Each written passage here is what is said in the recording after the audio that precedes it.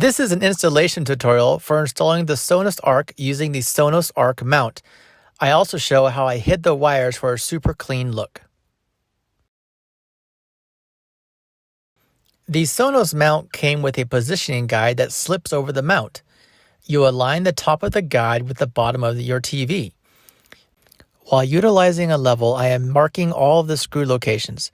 The Sonos mount came with instructions and a diagram showing their recommended screw placement. I did not hit any studs, but instead was confident in the 6 beefy drywall anchors provided. To make cleanup easier, I use a plastic baggie and painter's tape to catch the falling drywall dust. I first saw this technique on a Facebook ad, and I have been using it ever since. The instruction guide says to use a 5/16 drill bit to pre-drill the drywall anchor. My cheap drill bit case does not show drill bit sizes, so I had to improvise and bore out a bigger hole to accommodate the anchor.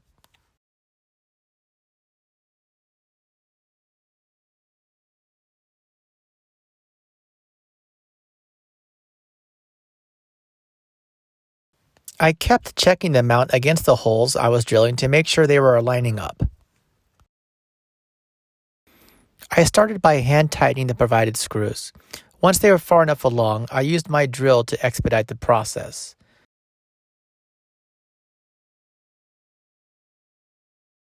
Using a Phillips head screwdriver, I tightened the last few turns of each screw as to not bend the bracket by over-tightening. If I had one critique about the Sonos mount, it would be where the screws tightened against the bracket. It was a strange fit. The bracket has a lot of rubber surrounding the metal parts, I'm sure as to hinder vibration or rattling during play. But where the screw met the bracket, it was a weird angled rubber piece and the head of the screw seemed to fit kind of funny to me. I'm sure the engineers at Sonos have their reasons for designing it this way.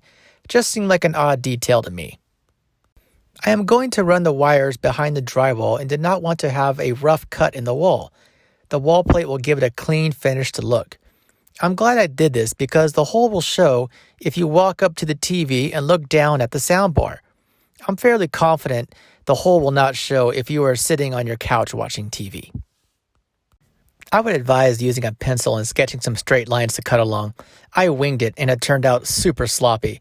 I later had to detail out the hole with my drill to get the wall plate to fit properly. Next, I had to install another wall plate that will go behind the TV. Make sure it is directly above the other wall plate. You don't want to have a stud between the two. That would make fishing the cables a much more difficult process. I created a paper template this time and sketched the lines on the wall. I do not have proper fishing cables to run wires behind the wall. However, I do have a wire hanger that I borrowed from my wife. Simply unwind it and voila, fishing cable. I taped the end of the cords so they would not pick up any drywall dust or debris during their travel behind the drywall.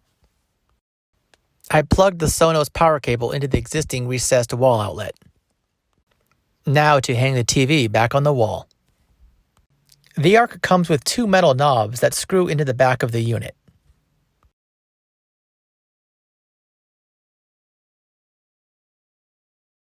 This may require 2 people. Lift up the Arc, and before sliding it onto the mount, plug in the power cable and HDMI cable. The Arc does not just slide on easily.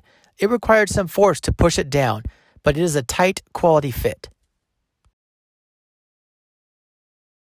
The Sonos Arc was a major upgrade to our living room. This is the first piece of our surround sound setup. We could not be happier with the sound quality we were getting from this soundbar.